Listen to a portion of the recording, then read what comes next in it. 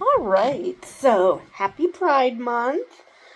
Um, I figured that for today's video, since there are so many people who say stupid crap like, where's the straight month? Or complain that for some reason pride exists. Like, somehow that pride is a sin, even though like Harrison Butker mentioned in his commencement speech, there's more than one type of pride, but somehow when the LGBT plus community show pride, that's the bad pride. Even though it's exactly the same pride as he uses in his Catholicism. It's very strange. But anyway, I figured I would go through what pride is, why we celebrate. So for people who actually are interested in learning and actually finding out the truth as opposed to just mocking gay pride because reasons. So, enough rambling. Let us get to the article. All right. So, this is titled LGBTQ plus Pride Month is starting to show its colors around the world. What to know. All right, So Pride Month is the worldwide. Why is this so small? Ah, that's why. There we go. I can read now. Pride Month, the worldwide celebration of LGBTQ plus culture and rights, kicks off Saturday with events around the globe. And in my city, our Pride celebrations are today. It started around 11:30, and they have different events going on throughout the day and evening and night. But this year's festivities in the U.S. will unfold against a backdrop of dozens of new state laws targeting LGBTQ plus rights, particularly transgender young people. Because, we can't have people finding out their true selves unless it's what others decide is the way the world works. All right, so here are things to know about the celebrations and the politics around them. So why is June Pride Month? The month-long global celebration began with Gay Pride Week in late June 1970, a public celebration that marked the first anniversary of the violent police raid at New York's Stonewall Inn, a gay bar. And instead of just going along with the raid as had previously been done, a couple of trans people of color decided they've had absolutely enough of this bullshit, and that's how the Stonewall riots started. Continuing with the article. At a time when LGBTQ plus people largely kept their identity or orientation quiet, the June 28, 1969 raid sparked a series of protests and catalyzed the movement for rights. The first Pride Week featured marches in Chicago, Los Angeles, New York, and San Francisco. It has grown ever since. Some events fell outside of June. Tokyo's Rainbow Pride was in April, and Rio de Janeiro has a major event in November. In 1999, President Bill Clinton proclaimed June as Gay and Lesbian Pride Month. All right, so what's being celebrated? And no, it is not sin. Pride's hallmark rainbow-laden parades and festivals celebrate the progress the LGBTQ plus civil rights movement has made. In the U.S. in April, A federal appeals court ruled North Carolina and West Virginia's refusal to cover certain health care for transgender people with government-sponsored insurance is discriminatory. In one compromise in March, a settlement of legal challenges to a Florida law critics called Don't Say Gay clarifies that teachers can have pictures on their desks of their same-sex partners and books with LGBTQ plus themes. It also says books with LGBTQ plus characters and themes can remain in campus libraries, and gay straight alliance chapters at schools need not be forced underground. Okay, so what was the point of the law then? Oh, are you saying that the law was to prevent something that wasn't actually happening? Greece this year legalized same-sex marriage, one of 36 nations around the world to do so, and a similar law approved in Estonia in June 2023 took effect this year. And I just saw not that long ago that Liechtenstein has also legalized same-sex marriage. So, as you can see, despite the whiners that say that pride is no longer needed because we're not being oppressed, I say we because I'm not in the oppression Olympics business. I'm not going to say that, asexuals don't have it as bad as others, so I'm not going to include myself. No. Even though I personally haven't been discriminated against, I'm putting myself as part of a group. So, I'm not going to play Oppression Olympics. As a whole, the LGBTQ plus community still needs pride because they still need to show the bigots that they're not winning.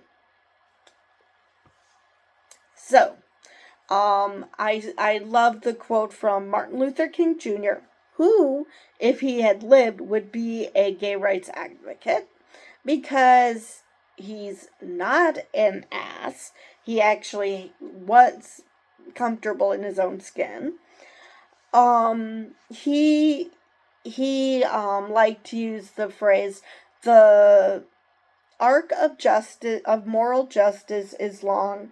Wait, let's try that again. The arc of,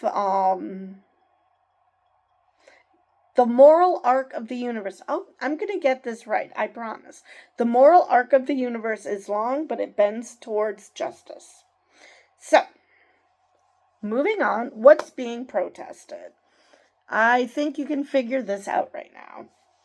But, if you can't, rights have been lost around the world, including heavy prison sentences for gay and transgender people in Iraq and the death penalty for aggravated homosexuality in Uganda. And I'm pretty sure I definitely did a video on Uganda. I don't know if I did one for Iraq. But anyway, more than 60 countries have anti-LGBTQ plus laws, advocates say. Hence why we still need pride. Because we're not just celebrating pride for ourselves in the US, we're also doing it for those who literally cannot celebrate because it's a matter of life and death. Tightening of those laws has contributed to the flow of people from Africa and the Middle East seeking asylum in Europe. In recent years, Republican-controlled U.S. states have been adopting policies that target LGBTQ plus people, and particularly transgender people, in various ways. More reason why we still need pride, because there are people who are still using the community as whipping boys because I don't know, they're scared of something. I don't know what they think is going to happen to them if the community isn't oppressed. 25 states now have laws banning gender-affirming care for transgender minors. And I will bet you anything that the same care that is being banned for minors, cis people can have no problems getting it. Because this has nothing to do with someone being trans.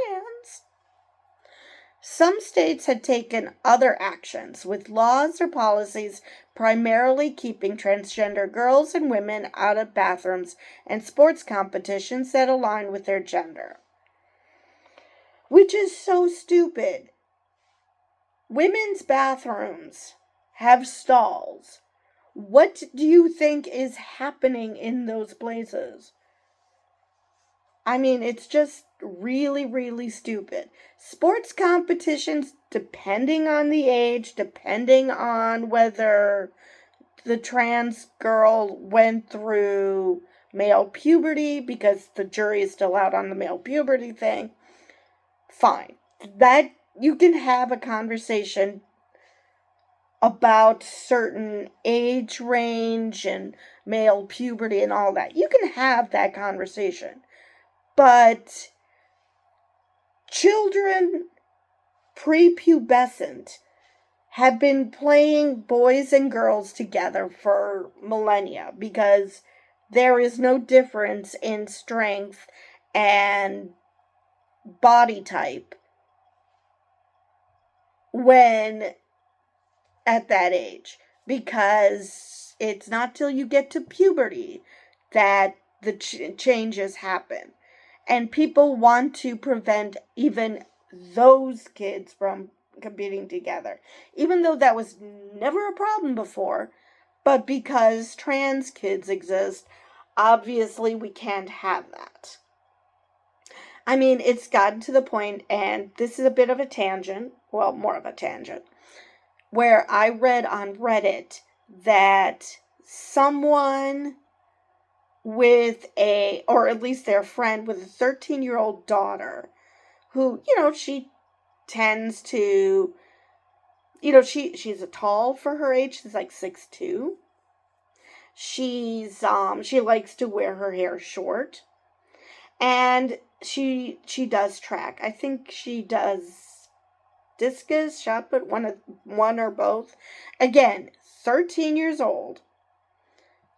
Very much a girl, not even trans, a cis girl, but because she's tall for her age and because she likes to wear her hair short, so she looks a bit more boyish, and she ended up winning her competition, the coach, because she is a colossal asshat, kept insisting that she could not be a girl, she must be a boy.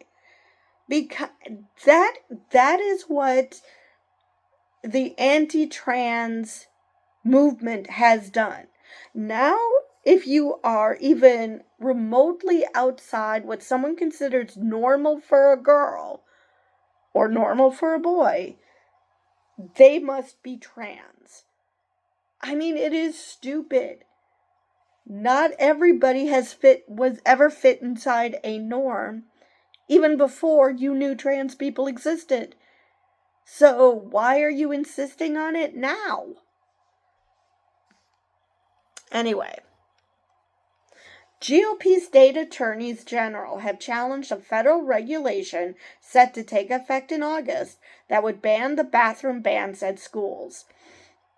Because of course they are.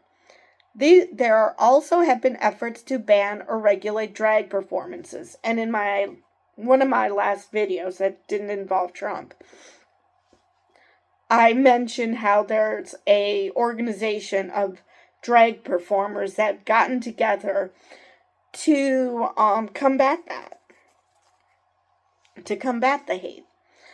And again, about the bathroom bans. Why?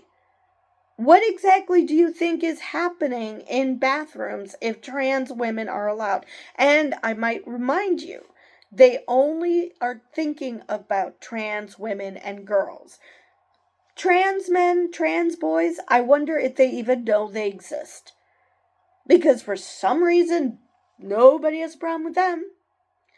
It's just trans women and girls, because they have that horrible, they may or may not have that horrible, horrible organ called a penis.